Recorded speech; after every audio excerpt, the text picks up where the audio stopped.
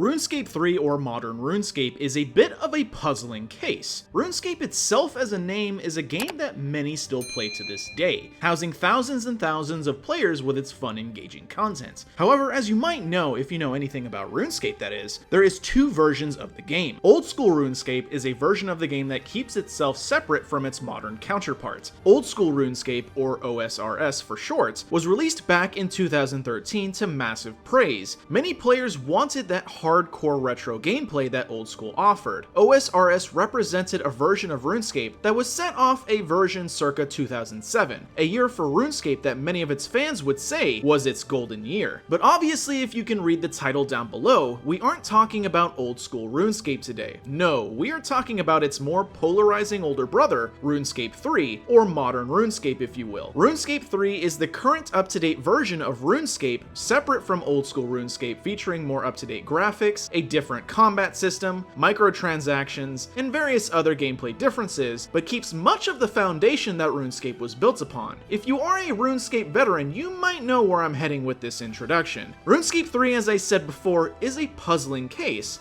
But why is that? If you do some Google searches or watch a video or two, you may come across some polarizing opinions saying that RuneScape 3 is bad, pay to win, it's garbage, its combat is terrible, and the list goes on. Even having some of its marketing material on the official RuneScape YouTube downvoted pretty heavily when it was initially released. RuneScape 3 was released the same year as old school RuneScape with mixed reception. Admittedly, at the time that RuneScape 3 released, I was playing old school since everyone was rushing and competing with one another in its even playing field. It wasn't until a week or so ago that I installed the RuneScape 3 client and finally tried it out for myself. The game is vastly different than what I know about RuneScape, but at the same time oddly familiar, which is such a weird thing to describe. Everything looks, sounds, and feels like RuneScape, but at the same time it's also very new to me. I found myself enjoying the new discoveries to the game that I was experiencing, such as the changes in skills and even certain things about the combat system, which honestly, saying that, I might have just put a target on my head from RuneScape veterans who want to kill anyone who might like RuneScape 3.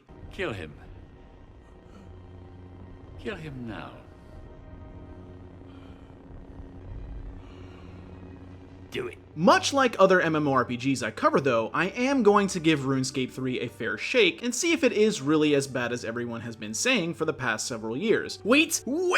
Before you go and type a long paragraph detailing how much I suck and that I am wrong, please just hear me out. So come on, just chill.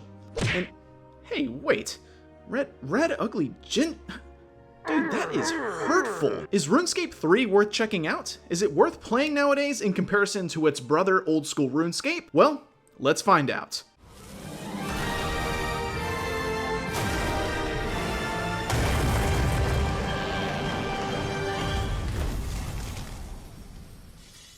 I can't believe I'm about to try and explain all the things that RuneScape 3 has to offer, but hey, I'm going to try and cover as much as I can in this video. So let's start with character creation. Some might ask, is character creation any good? No, baby! Character creation is pretty basic in RuneScape 3, offering the choice between male or female, hairstyles, clothing options, and what type of mode you want to play like Iron Man. More on that gameplay mode later. You can even hear what your character will sound like if you mess around with the options. Once you create your character, you can play the tutorial to learn how to play the game. One of the basic mechanics the game teaches you is its skill system, or what other MMORPGs may call professions. Skills are broken into several types: combat, gathering, artisan, and support. First, let's talk about combat skills. These would be skills that make your character more powerful in combat. They are attack, strength, defense, ranged, prayer, magic, constitution, and summoning. Attack determines your melee accuracy, as well as what kind of weapons you can equip. Strength is what determines your melee damage. The higher your strength, the more damage you deal, as well as other perks. Defense allows you to equip specific armor, as well as being able to block and avoid attacks. Ranged is what determines what equipment you can wield in terms of ranged items, like bows or crossbows, as well as the damage you deal with those types of weapons. Magic levels allow you to learn additional spells, as well as augmenting your magic magic accuracy. Constitution is basically how much health you have. Summoning is a support skill to combat, allowing you to summon pets or familiars to fight with you or grant specific abilities. Finally, prayer is another support skill to combat. You can use prayer to grant yourself buffs to your stats like heightened defense or strength. Next would be your gathering skills. Gathering includes mining, fishing, woodcutting, farming, hunter, and divination. Mining, fishing, and woodcutting are pretty self-explanatory. You use those skills to gather ore, wood, and fish for various things. Hunter is used to trap various animals to get their materials to craft specific items, and then divination is used to gather energy, which can then be used to create items that may buff you or have beneficial effects when certain things happen. Next is your artisan skills or crafting skills. These would include herb lore, crafting, fletching, smithing, cooking, firemaking, rune crafting, and construction. Herb lore is Runescape's alchemy, which allows you to make potions. Crafting is used to make jewelry in specific types of ranged armor. Smithing is used to create plate armor for melee combat, as well as other tools. Fletching allows you to create ranged weaponry and ammo. Cooking is, well, it's cooking. It allows you to cook food. Well, duh. Firemaking allows you to make fires that grant various effects. Rune crafting is used to make runes, which is essentially the ammo for spellcasting in RuneScape. Finally, construction is used for crafting items for your player-owned house in RuneScape. Lastly, there is your support skills, which are skills that grant various perks for training them. Your support skills are agility, thieving, slayer, and dungeoneering. Agility is used to increase your runtime, as well as unlocking shortcuts in dungeons and other locations. Thieving allows you to, well, steal from NPCs and markets within the game. Well, duh. Slayer is more or less a task skill. You talk to various NPCs that give you tasks to kill specific monsters within the world. Dungeoneering is a skill that allows you to unlock various secret areas in the game by playing multiplayer dungeons with other people where you can fight bosses.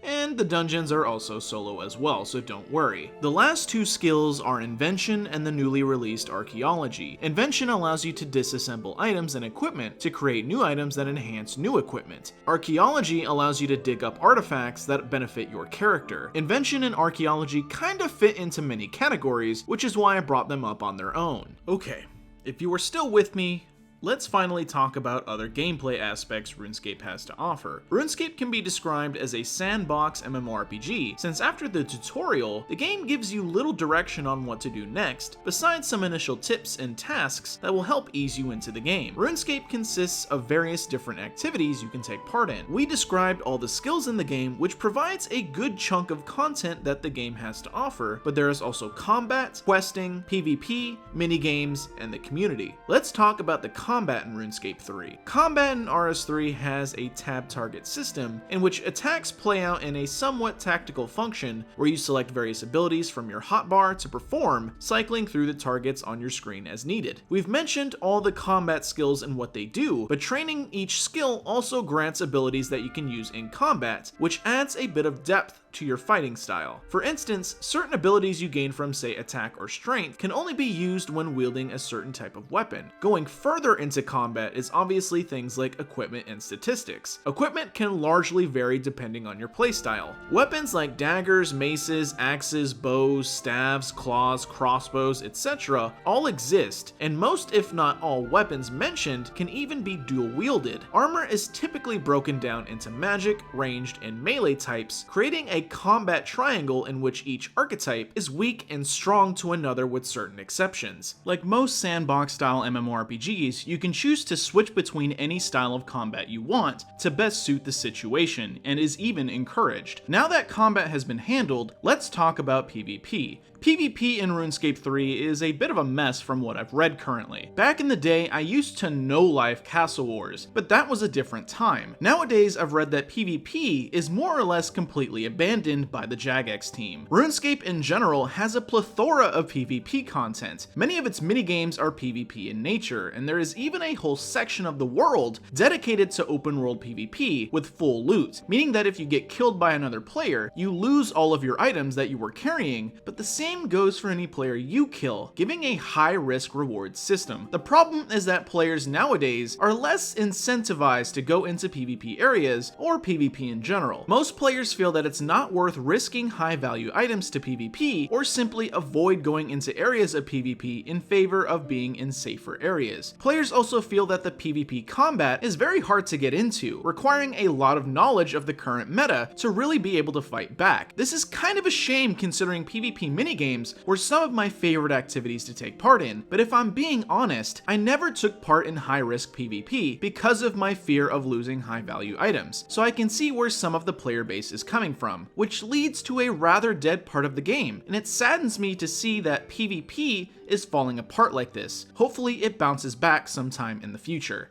Also, don't get me wrong, PvP isn't completely dead. There are dedicated PvPers out there, and most of the PvP content in the game doesn't even risk your items. Only the wilderness area and some others are full loot. If anything, find a clan to PvP with, because it can be some of the best fun RuneScape has to offer. Just be prepared to learn how PvP works, so that you can eventually get better at it. Next, let's talk about RuneScape's questing system, which next to maybe the original Secret World, has some of the best quest mechanics I've seen in an MMORPG. First, let me ask a question. When you think of a quest in a standard MMO, what do you think of? Most times it's probably go kill 5 creatures or go collect a certain amount of items. RuneScape offers a much more entertaining approach to its questing. While yes, I do admit some of the quests in the game do feel like fetch quests in nature, the quests offered in the game all have stories, puzzles, unique mechanics, bosses, and other things to offer other than just kill X, collect Y, talk to Z. For instance, a quest I recently played in RS3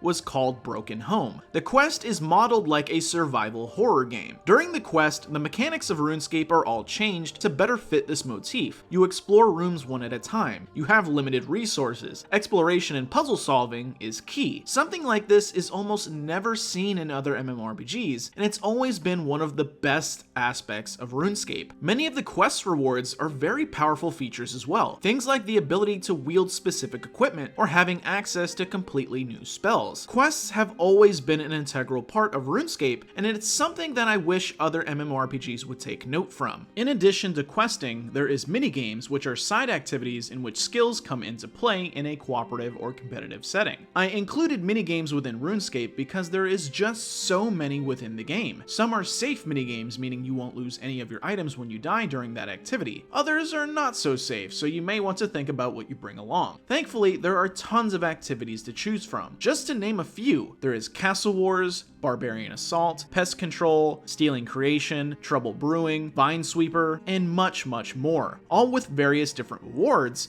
that are usually cosmetic in nature. Like I stated before, Castle Wars was one of my favorite games to play within RuneScape since it's basically capture the flag, which is one of my all-time favorite competitive modes in any game. Unfortunately, since there are so many different minigames within RuneScape, many do eventually fall victim to low population, meaning if you do find a minigame you like, you may have trouble finding other players to play with unless you join a decent clan that is willing to play with you. Endgame in RuneScape takes quite a while to reach, mostly because the amount of time it takes to train all of your skills to a decent level, and the time it takes to get decent gear. Once you get to endgame though, it's definitely really fun with all the bosses and raids that you can take part in. The community within RuneScape is all over the place. From toxic, to friendly, to meme-worthy, the community has a place for everyone, good and bad. Typically when you come across someone in game, they will be friendly to an extent, and usually competitive if it's in a PvP situation. Smack talking always comes out when it comes down to PvP. You're dirt. You're doo-doo butter. I'm out. Good luck. Good luck without me. 6354 Boardfish Road. That's your address?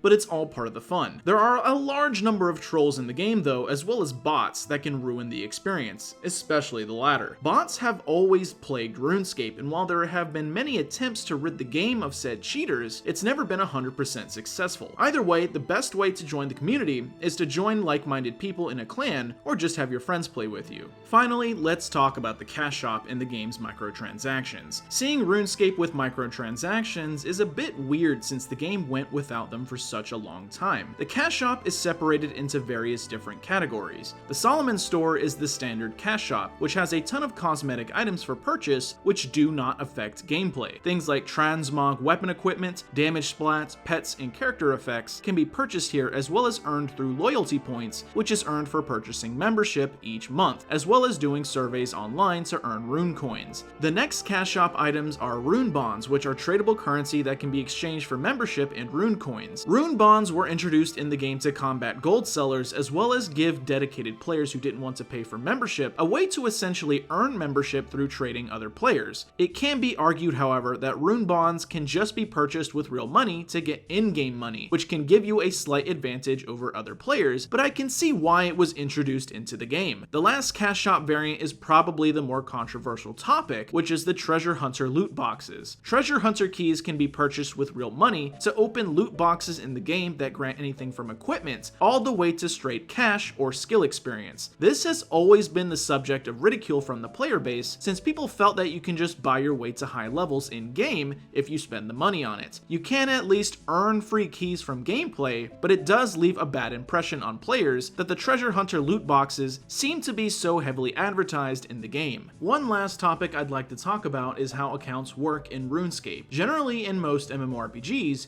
you create characters on one account. Typically, you can have multiple characters all underneath that one username so you can play different classes or playstyles. Since RuneScape has you creating one character and having you play that one character forever with no way to change or reset yourself, people will usually have multiple accounts they play. This is because there are different modes or challenges that players engage in. For instance, Iron Man mode I mentioned near the beginning of the video is an account type that cannot trade with other players, essentially making it to where the player has to earn everything themselves. The problem with this is more or less the same as Dofus, though not as bad here at least. Some players will just play multiple accounts at once to get ahead and earn money to power their main account versus just playing one account at a time. And since there is no rule against doing this, don't be surprised that most players actually do this. I do wish there was a way to maybe reset your account and start over, keeping your cash shop items or other things you've earned so that you can change to an Iron Man or something of that nature, but this is just how Jagex has always handled their player accounts. In summary, guys and gals, RuneScape 3 is an exceptionally massive game. There is still some features I haven't even covered, but I feel all the information I've shared here will probably give you an idea on if you would like to give RS3 a shot. The game has stood the test of time, still being one of the most popular free-to-play online games out there, and while it definitely has some flaws and general things I don't agree with, there is still some fun to be had here. Let's get to my final thoughts. RuneScape has always been a free-to-play game, ever since I can remember, and RS3 is no different. The free-to-play version of the game is pretty large with tons of things to do to give yourself an idea on if you would like to subscribe to their membership, or if you are dedicated enough, you can even earn membership through the rune bonds available. The game has a great and unique questing system that is different than other MMORPGs. Not all of them are amazing or anything, but it's so much better than just your standard fetch quests that you see in other games. The game has 2 decades worth of content to play through, as well as new upcoming content that comes to the game pretty frequently, so you will always have something to do. The game has a pretty healthy population and has even seen an uptick lately. Unlike other games I've covered on the channel, you should have no problem finding other players to interact with. The progression in RS3 with its skill system is super addicting. Leveling all of your skills up to get to the next tier of equipment, or to be able to do that quest you've been wanting to do, is a really fun gameplay hook. Endgame in RS3 has quite a few different things to do, whether it's minigames you want to play, raids, or bosses. The game is fully yours to experience in any way you want. Lastly, the game is quite easy to play on just about any modern hardware, and is even coming to mobile in the near future, so you can play it anywhere on the go. The game's cash shop has been debated by the community for years now on whether it's pay to win. While not everything in the cash shop is inherently bad, I can't defend things like the treasure hunter loot boxes and the prizes you can win in those. While the community is fairly nice, it can also fall pretty fast to the toxic nature at the drop of a hat. Be ready to put players on ignore if needed, or switch worlds if you are being harassed. Luckily, this is a pretty uncommon thing, but it is something that can happen. The game definitely still has that old school grindy feel to the game, so if you really want to play an MMO and get to endgame as fast as possible, RS3 isn't that type of game. Earlier, I mentioned that PvP is more or less in a state of limbo, and it's worth mentioning here again. Efforts have been made in recent years to breathe life into PvP again, but be aware that most most of the community in-game will tend to avoid PvP, making those activities rather barren. RS3 has a lot of rather odd consistency errors. Things like only certain quests having voice acting while others do not, certain graphical models will still have their old look versus the newer RS3 models, certain gameplay mechanics don't match the new modernization, etc. To be fair though, a lot of these mistakes or errors are being corrected as time goes on, so things I may have noticed while playing may no longer be an issue. Finally, since the game can run on just about anything, that also means the game's graphics aren't the best out there. Personally, that's never been an issue for me, but the game does have a somewhat stylized look to it that may not be for everyone.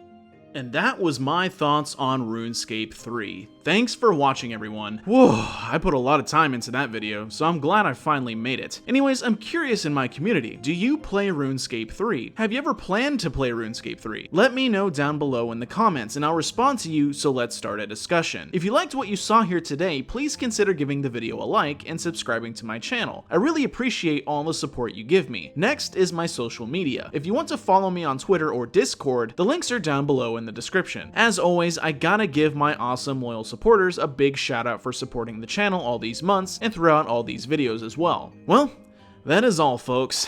Next week is my coverage on old school RuneScape, so I hope to see you in that video. Until then, take care and keep gaming.